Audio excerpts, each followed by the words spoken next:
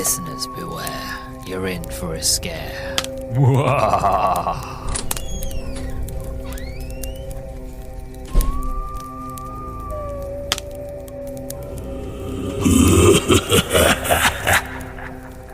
Ooh, I don't know about you guys, but that new intro gave me goosebumps. Hey, see what I did there? Hope you're doing well. Hope you're all good. Welcome to the Howdy Beans podcast, the first episode of season 5. I know it's weird to say that season 5. We're going for 5 years now, but I'm not going to get into it because we've done all of that and more in my 4-year anniversary sort of episode prior to this one, so I won't get into it. But we are back and we're starting strong with a brand new intro for this series. And I'm so glad that I'm starting with Goosebumps, especially with a book that's absolutely brilliant. That reminds me, oddly enough, of Final Destination. But we'll get into all that and more in a minute. So today we're going to be looking at Say Cheese and Die, book 4 of the original Goosebumps series by R.L. Stine. Before we get into all of that and more, for the first time this season, I want to do with housekeeping, because my house is really dirty at the moment. There's cobwebs and ghouls and ghosts and all kinds of horrible monsters around, so we've got to keep it nice and clean. So to do that, make sure that you follow me on X at howdybeans_pod. If you're listening on YouTube, don't forget to like, comment, and subscribe. Again, if you're listening on Spotify and you haven't yet, make sure to leave me a follow and to give me a 5-star rating. Also, you can follow me on TikTok. Now, just type in the Howdy Beans podcast on TikTok and you'll find me there. So, as I said today, we're going to be looking at Say Cheese and Die. This is part of my Goosebumps series. For anybody who is joining me today with Series 5 for the first time, again, welcome. Thank you for joining me. For anybody who is a sort of coming back, again, thank you very, very much. But for those of you that don't know, this is the series where I look into the world of Goosebumps, specifically the first 16 books of Goosebumps, the first run from like 95 till about 2000, I think, or 1999, I think it was. So I will look at the first sort of 16 books. So far, I've done Welcome to Dead House, Monster Blood, Stay Out the Basement. So I've looked at only 3 so far, but I've had a fantastic time. I think the last one I looked at was Monster Blood, which was in November last year, at the end of November, start of December. I had a mixed bag with that one, to be honest. I was going into that one expecting the blob, the stuff, and I kind of somewhat got that near to the end, but overall it was a book that kind of didn't feel very Goosebumpsy, considering it is a Goosebumps book, but I love the twist at the end because, you know, there always has to be a twist at the end, especially with Goosebumps. So if you want to go back and check those out, by all means, please do. I'd be incredibly grateful. But today we're going to be looking at Say Cheese and Die. So the synopsis for this one goes as follows. So every picture tells a story. Greg thinks there is something wrong with the old camera he and his friends found. The photographs keep turning out wrong, very wrong, like the snapshot Greg took of his father's new car that showed it totaled. And then Greg's father is in a nasty wreck, but Greg's friends don't believe him. Shari even makes Greg bring the camera to her birthday party and take her picture. Only Cherie's not in the photograph when it develops. Is Cherie about to be taken out of the picture permanently? Who is going to take the next fall for the evil camera? I'm going to go straight into this one because I can't really find anything on the production for this one.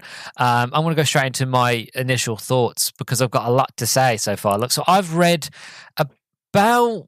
I think I'm about 58% of the way through. I'm quite far into this book because, again, if you've read any of the Goosebumps novels, you know that they're not very long. They're very short, sweet, creepy, sort of very easily digestible stories. And that's what I love about them. You know, you can read them in between sort of bigger novels, bigger books, and they're always great. And unlike like Monster Blood that took a while to get to it, all the other ones that I've read are very snappy, like get to the point very quickly, as most short stories do. And this one does. And so to kind of give you an idea what's going on in the story so far, so these young kids are bored in this town and they've decided to break into this old sort of abandoned house. So they break in as you know, kids do. While they're there, they go into the basement. They end up finding this old camera, and one of the younger lads, Greg, ends up taking a picture of his friend Michael, I believe it is, where he's like standing on top of the stairs. He takes a photo.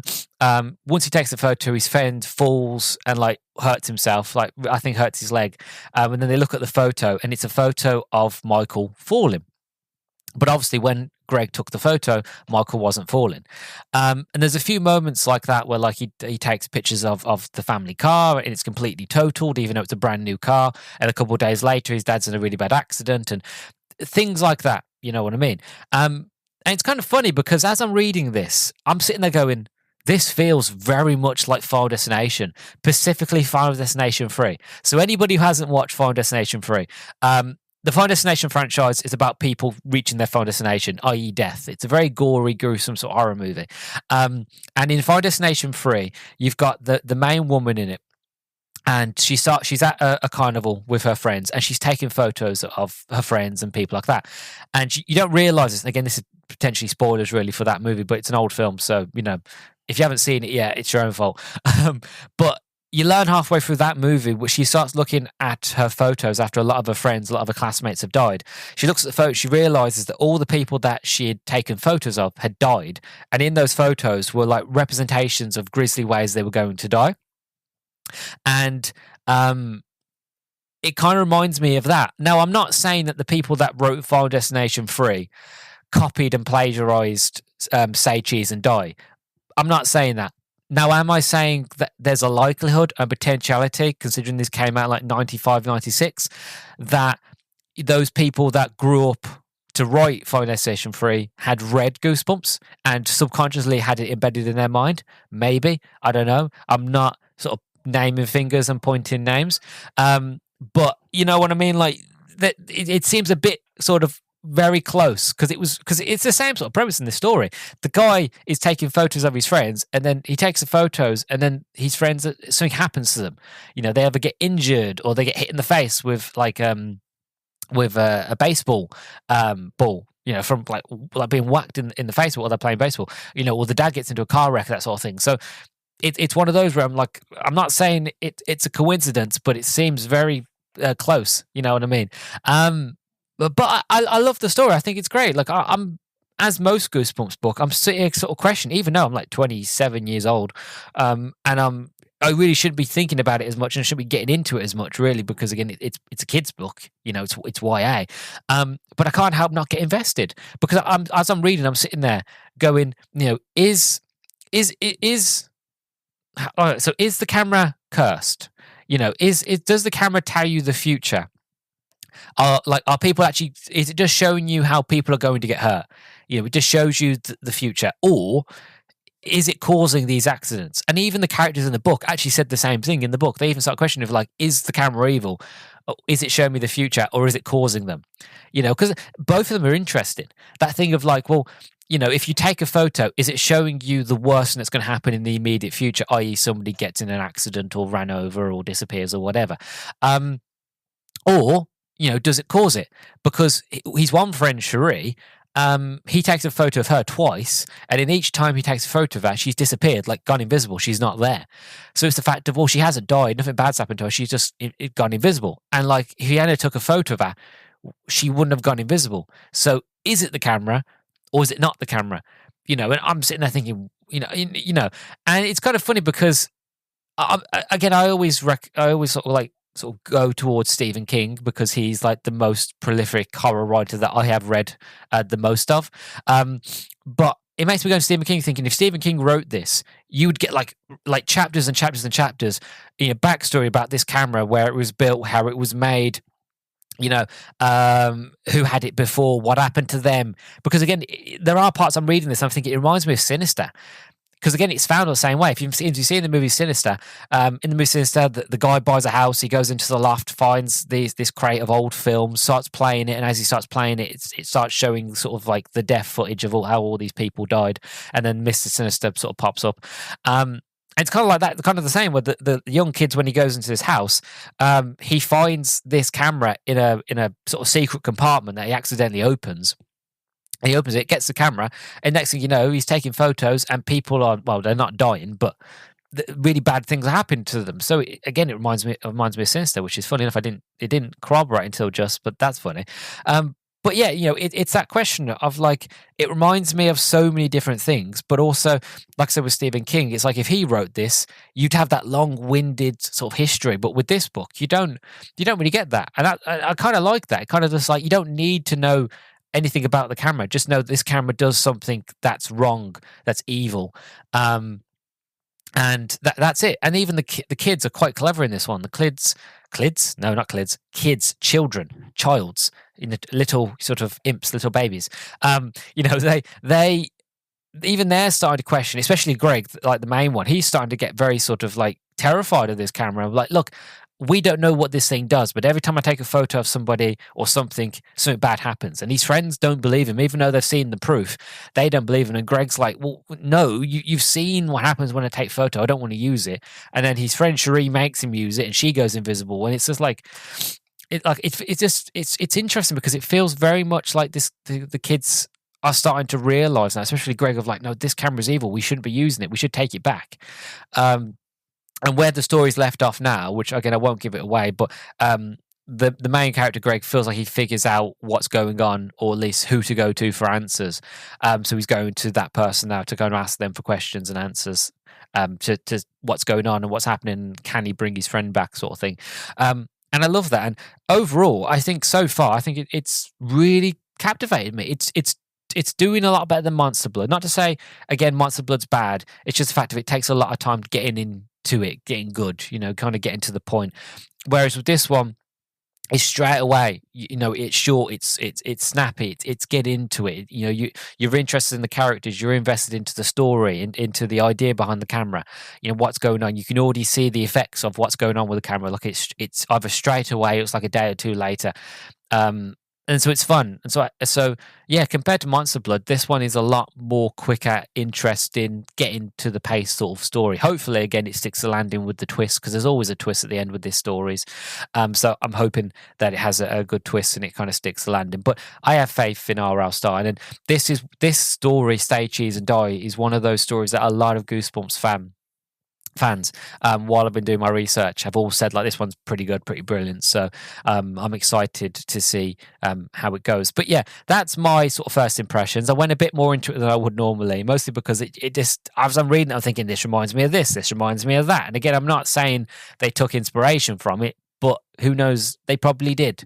So yeah, because everybody read Goosebumps in the 90s. It was a big thing. So there's a high potentiality. Either way, I'm having a great time so far, as you can tell, and I'm excited to see how it ends. So I'm going to off and finish this book, and then when I come back, I'm going to look at my first impressions of the overall story, talk about the story itself, the characters, and then give my overall thoughts, and then we will end it all nicely. So I'll see you all in a minute.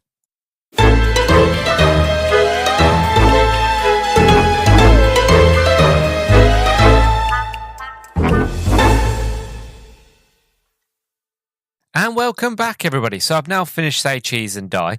And honestly, my first impressions are, it's pretty good. The ending's a bit meh, to be honest, which, funny enough, the ending could easily be fixed by a few extra lines of dialogue. And then I feel like for me, it would have redeemed it, would have fixed it. But we'll get there when we get there. And it's actually funny enough, when I finished this book late last night, I decided I was going to start my next book, which was Dune Heretic. And I got halfway through that, like from the beginning, and was just like, I'm really lost and confused. So I put it down and sort of went to sleep. But while I was asleep, I had Say Cheese and Die go over and over in my head of trying to think of, like, the best bits, the bits that I liked, bits I didn't like, the reasons why the ending was a bit of a failure for me and stuff like that. So it kind of worked out well. But overall sort of feelings on this is the fact of, it's a lot better than the prior book. It's a lot better than Monster Blood. Monster Blood took forever to get going, took forever to actually get to a point of like, okay, so the Monster Blood is actually doing something. The MacGuffin of the story, which was the Monster Blood, you had to wait ages and ages and ages, pages and pages and pages, till it finally did something. And when it did do something, you're like, yes, finally. But then it ends. And even though there was a great twist at the end of that book, it still just ends. Whereas with this one, the whole MacGuffin, which is the camera, it basically you get that almost instantly at the beginning of the story, and it's there doing stuff. You haven't got to poke it, you haven't got to wait around for it to do something. It's doing stuff. The kids are picking the camera up and taking photos with it, and having terrifying sort of fearful moments of like, I don't know what's going to come out at the end of the camera, what's going to be on the photo, how that person's going to look, that sort of thing. And maybe I'm a bit sort of sick, and maybe I'm a bit mental in the head, and I happen to be like, think, Luke, it's a kid's book, it's written for kids, even though it's a horror book, it's still written for kids. But I'm still sitting there going, it's called Say Cheese and Die, but nobody technically dies apart from one person at the end of the story. But even then, the camera doesn't kill them; they just die out from fright. So technically nobody dies in this story. And actually, the creepiest part of it was actually, for me anyway, was the dream sequence that Greg has, which is on the front cover of this book. So there are little things like that, but overall, like, it gets going, and it's a very interesting story. And I would rather read this one, over Monster Blood. It's just a shame that the ending of this one didn't really grab me, to be honest. And I'll explain why in a minute when we talk about sort of the story. But yeah, it's a good story. It's a lot better than Monster Blood, but it still really sort of didn't stick the landing for me. But again, as I said, only a few extra lines of dialogue and it would have fixed it. Anyway, as for the story, so for anybody that doesn't know, the long and short of this story is that you have a group of kids. And these kids, to be honest, it kind of feels like the Losers Club. It feels very much like Stephen King's It. And they go to a house called I think it's called the Croman House or the Coleman House. Anyway, they go to this abandoned house, and it's like the house on Neibolt Street. That house. If you've watched Welcome to Derry, or if you've read It, or you watched it chapter 1, chapter 2, you know what I mean. But it's like the house on Neibolt Street, that abandoned house. It's the same sort of idea here, where you've got this house that's abandoned. The kids get bored, so they go into it. They go down into the basement, find out the local hobo is living there. They call him Spider or Spidey, and because he's all gangly, like long arms, long hands, very sort of spider-like.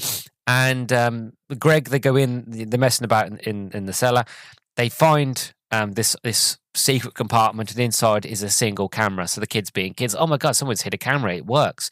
They start snapping photos, and next thing you know, they snap a photo of one of their friends, Michael. He's on the stairs posing. After the image comes out, Michael basically falls, hurts himself, hurts his leg. They look at the photo, and it's Michael midair falling, even though when they took the photo, Michael wasn't falling. And as the story goes on, which I mentioned this in the introduction, as sort of the story goes on, they figure out that the camera's evil, that there's something wrong with it, and that it does it predict the future, or does it show, or does it curse people? You know what I mean? And you do find out what happens at the twist at the end of the story, which we'll get there in a minute.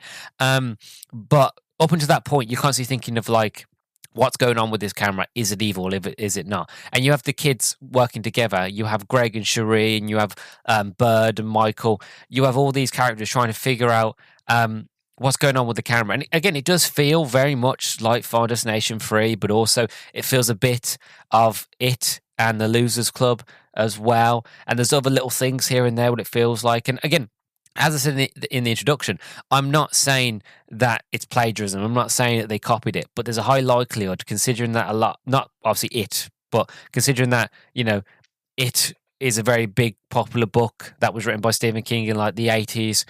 These books came out in the 90s, and that there's a high likelihood that the people that wrote Final Destination 3 grew up in the 90s and read Goosebumps and things like that. I'm not saying it, but it's just one of those things that there's a lot of inspiration. And I me as a horror fan, I appreciate it. I really, really love and enjoy that, because it just makes it more sort of like, oh my God, I'm noticing it. I'm noticing this. I'm noticing that. And it's a likelihood. I'm not going to do my research and look into it, because that kind of ruins the fun. But who knows? It's just one of those, as I read, of like, yeah, this just feels like the Losers Club. This feels like Final Destination 3. And I think for modern audiences as well, like modern horror, like kids that really love horror but want to get into it, this is a good way of getting into it. So there's a high likelihood, and I would completely understand that if parents wanted to get their kids into horror, if they were big into it, and they've watched small little horror things, there's a high likelihood that they'll read this and go, oh, this feels like that horror movie, or that feels like this, or I like this idea and concept, and they say it to their parents, and goes, oh, actually, Final Destination 3 is a lot like this concept, and they watch that, and it introduces them to that type of horror. Or again, all this feels like, this bunch of kids. Oh, reminds me of the Losers Club. Oh, you should watch it. So it's a good leeway into other bits of horror, and I really appreciate it for that. But yeah, for me, it had many moments where it felt like other things, but in a good way. And I was like, oh my God. So it made me enjoy it a lot more, and trying to get into the mystery and trying to figure out what the camera is, what's going on, the whole MacGuffin of the story, where's it going. And obviously all the characters are good. Greg, he's an interesting character because he's a child, but he's not like a normal child. Whereas like when he's taking the photos, he instantly realizes there's something wrong with his camera. His camera's evil, and he's trying his best to tell his friends like, no, we can't be using the camera. And his friends don't get it. It's like, oh no, it's just a camera. It's just a broken camera taking dodgy photos. Don't worry, you're overthinking it. But when he starts taking photos, when he's being peer pressured into it, and then his friends start seeing the photos, and then things start to happen. Specifically, when their friend Bird takes a photo, and he's got like a whole sort of crooked neck. He's on the floor, with his eyes up, rolled back in the back of his head, and then he gets hit a couple minutes later in the head with a baseball, and he's on the floor, and he's exactly in the same position that he was in the photo. And when Greg and their friends go to Cherie's birthday, takes a picture of Cherie, and in both photos he takes, she's invisible, and then she disappears for 2 days. It starts getting a bit serious for the kids, and they'll realize, oh, actually, there's something going on with this camera. And Greg, he's very much like keeping to himself, like, no, look, I'm trying to hide it. I'm trying to keep it. Like, look, you don't understand. This thing is evil. We shouldn't use it. And I love that. As a young kid realizing, like, no, this is wrong, and that no one should have this. This is evil. So he tries to hide it from him. And you have the other kids, how they grow and mature as well. And again, it's very much like the Losers Club. You have each different type of kid, but they're all starting to realize. And as they realize, they come together and try to sort of save the day. As for that ending, right? So the twist itself, in terms of what the camera is, and again, this is spoilers for anybody who hasn't read Say Cheese and Die, or who doesn't want to know the ending because they want to read it. Then by all means, pause this episode, go and read it, and come back, because I'm going to give away sort of the twist and the ending here. So you've got the count of 3. 1, 2, 3. Pause. Okay, so the twist itself, I quite enjoyed the twist. So it turns out that the local hobo, Spidey, he used to be a scientist. I think his name was Dr. Fredericks. And him and his other sort of work scientist colleague had built this camera. And it was going to make that guy a fortune. It was going to revolutionize the world. It was going to make him a lot of money. Turns out, Spider, realizing this, was like, well, actually, no, I want all the fame, I want all the fortune, so steals the camera. Little did his friend Spidey know that the other scientist that he was working with was really big into the occult, and cursed the camera, so that if the camera couldn't give the main scientist success, fame, and fortune, then it would give nobody or anybody else any sort of fame or fortune. So anybody who tries to use it, it would curse them, And Spidey, when he realizes the danger and that it's not going to give him any fortune, but he also realizes what the camera can do. He basically tried to hide it away. And he explains this to all the kids because Greg and Cherie basically realize, we've got to put this back because Spidey has already broken into my house and ransacked my room looking for the camera, and he's chased us down the street, getting this camera back, which I don't understand why they couldn't just turn around, because they wanted to see him anyway. They had feelings and inklings of Spidey wanting the camera back, that it was his camera. So I don't know why when he went to go chase them, or they noticed that he was like stalking them in the local park, why didn't they just turn around and Spidey, look, we got your camera, I'm really, really sorry, here you go, please don't come to my house again, and that sort of thing. But they didn't. They run away from him. But anyway, when they're in the house, they go in the house, they put the camera back, they go to leave, and Spidey's there at the top of the stairs, and he kind of traps them in the basement. And it's kind of a bit creepy in a way. He kind of loves sit down, and he retells them the story, and he tells them about, again, he used to be a scientist, now we stole it, blah, blah, blah, blah. And they were like, look, we're sorry. We didn't mean to take it. We didn't realize. We've put it back. You've got the camera. We'll go, and you'll never hear from us again. And Spidey was like, well, no, you know too much. You can't leave. Which, okay, is a little bit weird. But again, these kids ain't going to say anything. And again, as they said, and as I was thinking it while I was reading it, they even say in the story, well, yeah, but we tried to tell people, but we're kids. Nobody believed us, and no one's going to believe us if we tell them that we had a camera that curses people. No one's going to believe it because they won't. And no one does in these sort of stories because they're kids. No one listens to kids in these type of stories because they just don't. adults think they know everything, and that's just the way it is, and that's the way it will always be. And again, that's kind of the thoughts I had in my head. But Spider was like, no, no, no, no, no, you have to stay.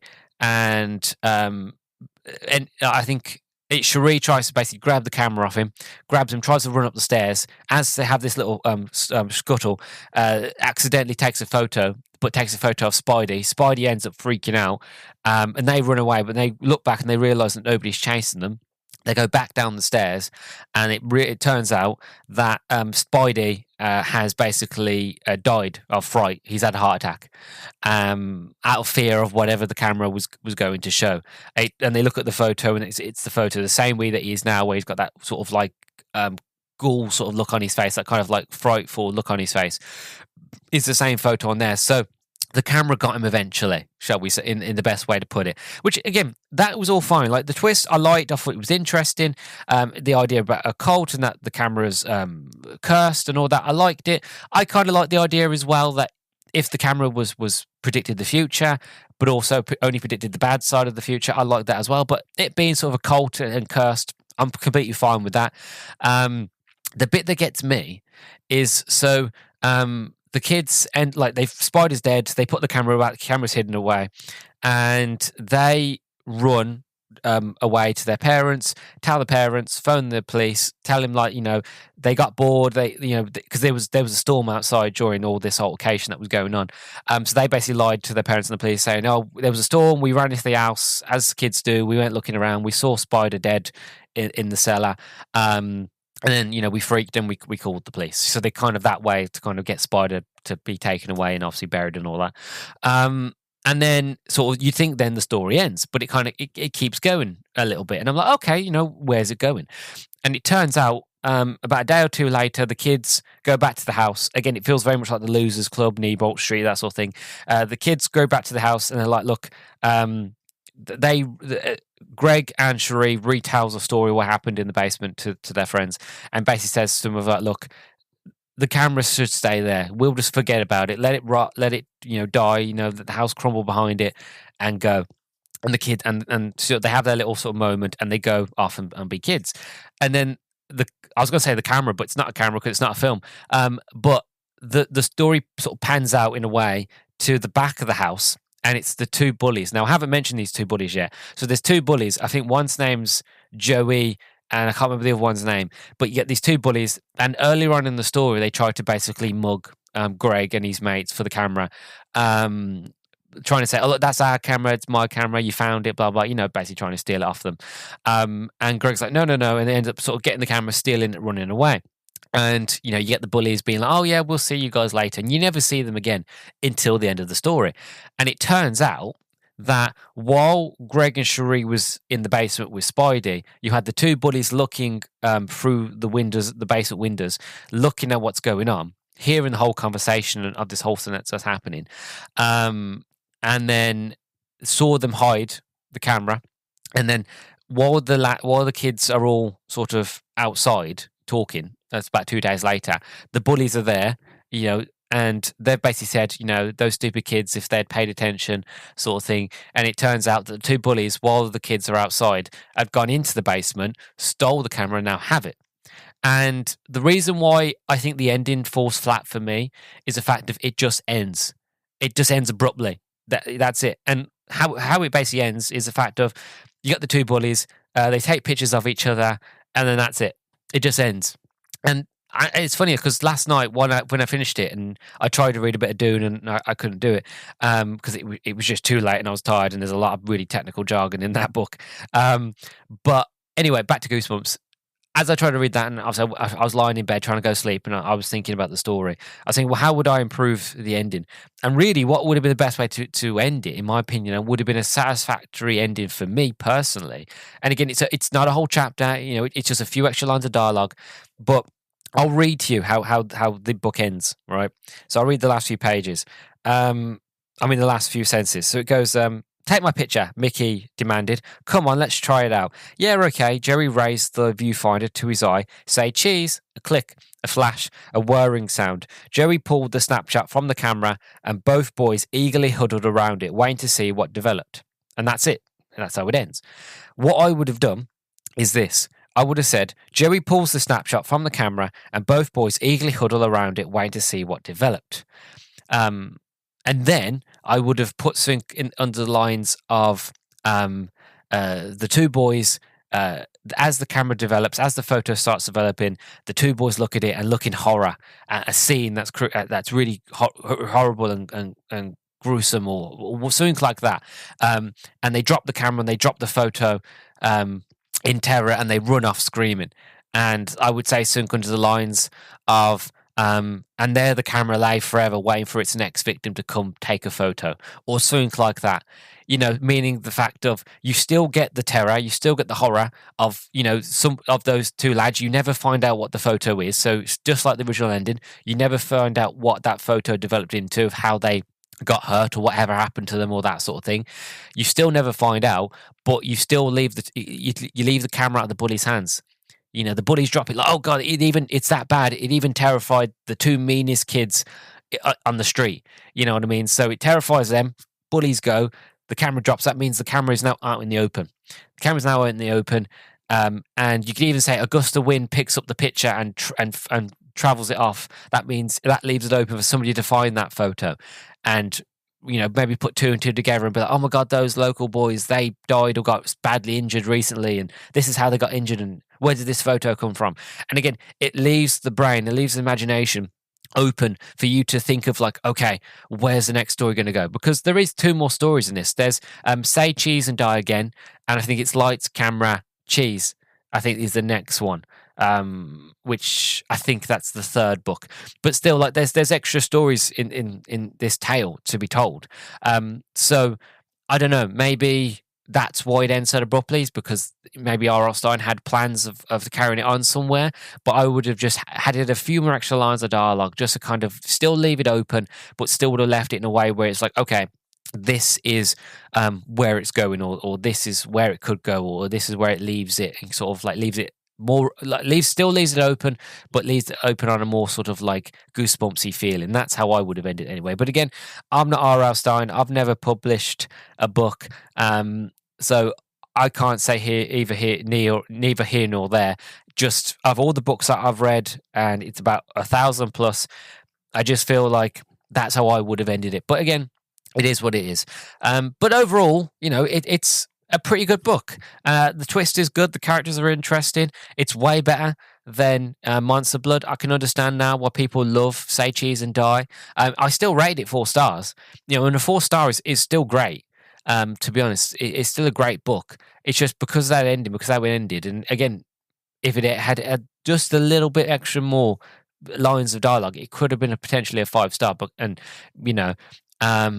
but it just kind of missed the mark for me. But that's fine. For some people, it won't. Some people will be happy with that ending. It just wasn't for me. And I also noticed while I was going through my ratings, so far, I haven't rated a Goosebumps book a 5-star yet.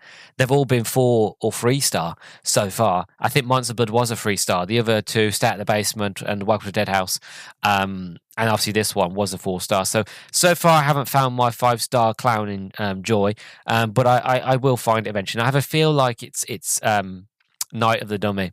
I feel like that will be the one that does it when Slappy comes along, which I'm not far away from Slappy. So when we see Slappy, that's when I feel like it'll be 5-star territory. But who knows? The Curse of the Mummy's next, so that one might do it, because I do like Egypt and I do like mummies. But yeah, overall, brilliant. I do recommend it. Just like I said, if you've listened, get ready for that ending. But if you've gotten this far, it might not bother you, but it might do. It all depends. Anyway, before we wrap things up, I want to do what I normally do when I do these reviews, is Q&A with R.L. Stine. So anybody that doesn't know, who hasn't listened to my other Goosebumps stories, reviews, the books the editions that I'm reading of these books are the newer ones, which means that they have at the end of them Q&A with R.L. Stine, and have a few extra things at the end that I want to sort of go into. And I love these Q&A parts because it's really interesting to see the mind of the author, and I love that kind of stuff. And obviously, R.R. Stine always has brilliant answers to any of these questions, and all the questions always really tie into the actual story itself. So, first question: what do you like to take photographs of? Have you ever caught something spooky or mysterious on film? R.R. Stine replies, I like to take pictures of my dog, Minnie. She's a sweet dog, but when the flash goes off, her eyes turn red and she looks like a fierce ghost dog. Who knows? Maybe she is. Next question. When you were a kid, was there a house or place you and your friends thought was haunted? Did they ever dare you to go in? Stein says, behind my house there was a mound of white stones. All the neighborhood kids thought it was a secret burial place and probably haunted. One Halloween, my brother Bill and I decided to be the first ones to climb up on the mound of stones at night. It was really scary. We went there together and then the flashlight went out and Bill disappeared. I called him, but all I could hear was knock, knock, knock, the sound of the stones moving as the ghosts came out. Bird, so that's the end of that question. Next question. Bird is a real trickster. What is the worst or best trick someone has played on you? Stein says, you guessed it. The meanest trick was that Bill didn't really disappear when we went out late that night to climb the mound of stones. He turned off the flashlight and hid. Then he made the knocking sounds with the stones, which I was sure was the sound of ghosts rising from the mound. He had a good laugh after I ran screaming back to our house. So that's the Q&A part. There's another bit as well that I want to mention. So I found this really interesting. So at the back of the book, it's a segment called Haunted Machines, right? And I'm going to read it verbatim because it's really interesting, right? So it goes, although there is no reported evidence of a camera stealing the soul of a living person, many bodiless spirits have been seen in pictures. Ghosts have appeared in photographs since the first cameras were invented. Some early family photographs from the 19th century showed the dead hanging out behind the family. That's one scary family reunion. Even with today's digital cameras, the skilled photographer can snap a spirit shot. Sometimes you can make out the faces of the ghosts, but more often than not, spirits appear as a bright spot or fog in the frame. In 1953, the Travers family from Long Island swore that they saw a woman trapped in their television. They called the authorities, but by the time anyone arrived, the woman had mysteriously disappeared. In 1963, Miss Rolita Rose saw a real-life couple arguing on a balcony through her TV. Shortly after she witnessed the argument, the word help began flashing on her screen. See what happens when you become too much of a couch potato. Moving from prime time to craft time, there have been a number of cases of old sewing machines being haunted by the owner after her death. Witnesses describe the machine running on its own with an invisible foot pushing the pedal. Dogs bark like crazy near these machines, but many relatives of the haunter have a feeling of comfort. It's like grandma's sitting right there. The opposite of this warm, fuzzy feeling is a poltergeist, a ghost or ghosts that take control of everyday objects and machines and use them to scare the living out of their minds and houses. The Rosheim poltergeist case took place in Germany in 1969 and has been heavily documented ever since. The office of lawyer Sigmund Adam was plagued by a number of frightening activities, including a copy machine that squirted ink, exploding light bulbs, swiggling lamps, and a telephone that made calls without the help of any human finger. The word poltergeist comes from the German Poltern, or for rumble, and Geist for ghost, Rumblegeist. Dealing with a consistently busy phone is one thing. Dealing with a phone that melts in your hands is another. That's exactly what happened during the Galway ghost case, one of Ireland's most famous poltergeist occurrences. That was the final straw for the family living in their haunted house. They had to move out for a few weeks before coming back to battle the ghost. With that in mind, keep an eye on all your appliances at home. Is that fridge growling? Did the microwave just burp? Was your toaster where you left it after breakfast this morning? Did the coffee machine just spit at you? While none of these kitchen appliances have ever reportedly been possessed or cursed, there's always the thirst. After 1950s movie star James Dean died in a car crash, his car was refurbished and resold, only to create a deadly result for anyone who drove it. So I just wanted to do that because I thought it was really, really interesting. And that's why I love these editions of these books, because they just have so much extra details in them for me and for sort of younger audiences. One extra thing I wanted to go into is a bit of trivia, because I found some trivia on this book. Before we get to trivia, one single difference. So I managed to find a difference while searching online, and that in the UK, this is the second book in the original series. So normally it would be Welcome to Dead House, and then stay at the basement. In the UK, it'd be Welcome to Dead House, say cheese and die. I don't know why they changed that. I just thought that was really, really interesting. As for the trivia, the scene where Greg dreams about his family becoming skeletons was added after the story was finished. Once Jacobus had illustrated the cover, Scholastic became concerned that it didn't match the story. Stein quickly added the scene where Greg tells Cherie of a nightmare he had involving the scene depicted in the artwork, so that the cover fit with the book. This is the second book to feature a skeleton dream after a nightmare from Amanda Benson in Welcome to Dead House. However, while Dead House's nightmare was more detailed, Greg only briefly mentions his nightmare after having it. Despite the bizarre occurrence, Tim Jacobus was not aware of the nightmare from Welcome to Dead House before illustrating this book's cover. Tim would not end up reading a Goosebumps book until a few years down the line. The original Tim Jacobus cover art featured a young female skeleton at the picnic table, despite Greg not having any sisters mentioned in the book. While this was amended on the cover illustrations for the sequel, Say Cheese and Die Again, early concept art also featured a female skeleton on that cover as well. It is possible that this is meant to be Terry, but Tim was unaware that Terry was male in the story. The book's title made Jacobus realize the series was humor mixed with horror. This book references X-Force, Hungry Man TV dinners, popsicles, and the Ford Taurus. This book is written in third person, a style that would eventually be phased out as the series progressed. The direct sequel, Say Cheese and Die Again, would be written in the first person. The plot of this book is similar to Rod Sterling's The Twilight Zone television episode, A Most Unusual Camera. R.L. Stein was a big fan of the show, and much of his work was inspired by Sterling. Another likely inspiration for the story is the Stephen King novel The Dead Zone. Not what I was thinking, but again, funny enough, Stephen King pops up again, and I love The Dead Zone, by the way. If you haven't read The Dead Zone, it's one of Stephen King's best, most underrated novels. Nobody ever talks about it enough. It's brilliant.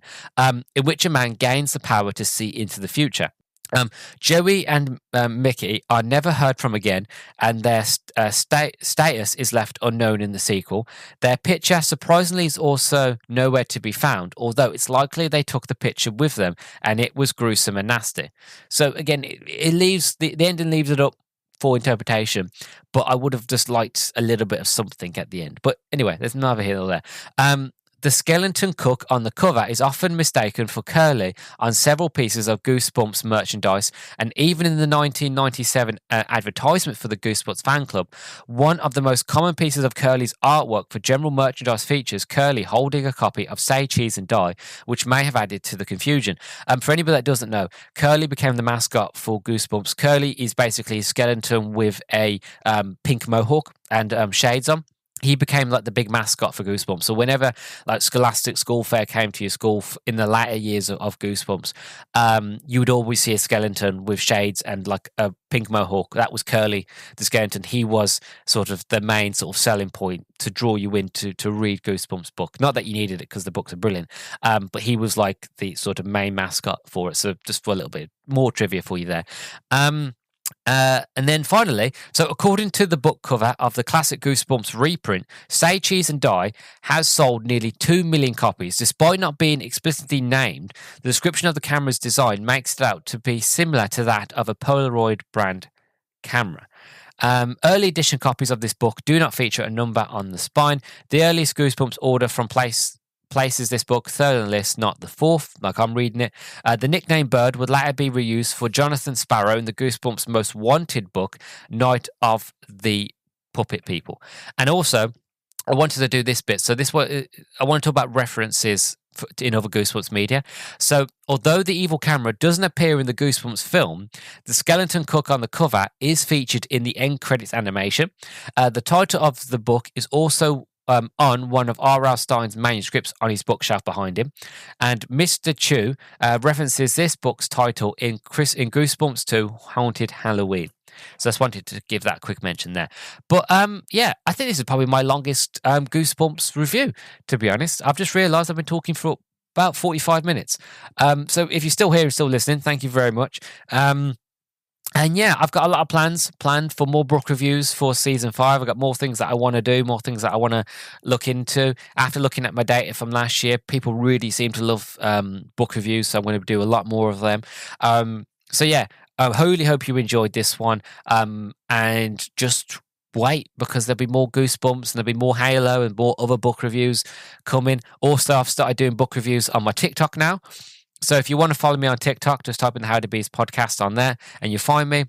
I've started doing book reviews there. So if you want to see some more, check me out there. And yeah, if you're not, make sure that you follow me on Spotify. Make sure to rate the podcast. If you listen on YouTube, don't forget to like, comment, and subscribe and all that jazz. And yeah, I will see you all in the next one. Bye, creeps.